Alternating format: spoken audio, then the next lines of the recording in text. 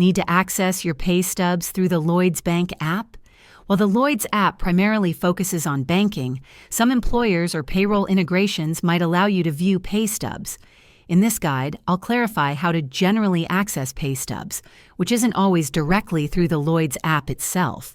It's important to distinguish the Lloyds Bank app is for your banking transactions, not typically for employer-issued pay stubs. Your pay stubs are usually provided by your employer's payroll system, whether it's an internal portal, an external payroll provider, or direct email.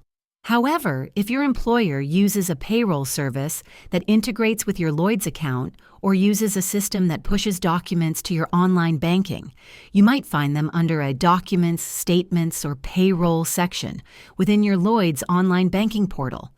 Finally, the most reliable way to get your pay stubs is to contact your employer's HR or payroll department directly. They can guide you to their specific system for accessing your pay stubs. And there you have it. Getting pay stubs isn't always direct through the Lloyds app. If this video was helpful, give it a thumbs up and subscribe for more tips.